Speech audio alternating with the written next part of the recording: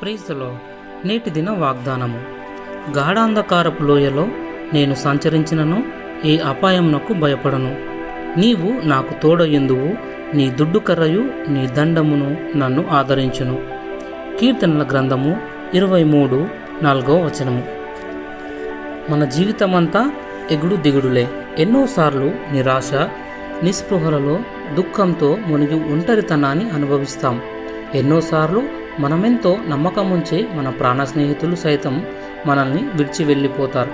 అటువంటి సమయాల్లో ఎవరైనా మన భుజంపై చెయ్యి వేసి, నీకేం కాదు, నేనున్నాను, నేను నిన్ను ప్రేమిస్తున్నాను, నువ్వెటువంటి సమస్యల్లో ఉన్నావో నాకు తెలుసు, నేను నీ స్నేహితుడను, నిన్నే మాత్రము విడువను, నేను ఎడబాయను అని నీ చెవుల్లో ఎవరు ఇలా చెబుతారో చెప్పగలవా? ఇలా చెప్పేది ఒక్క పరిశుద్ధాత్ముడు మాత్రమే.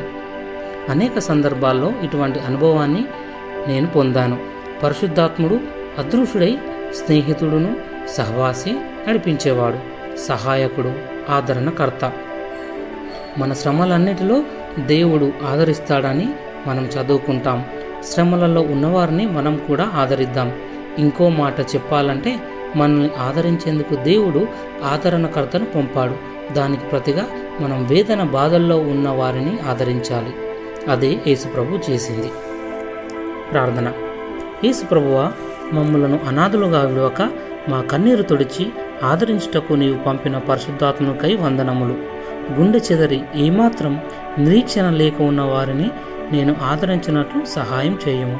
యేసు నామములో ప్రార్థిస్తున్న తండ్రి, ఆమెన్.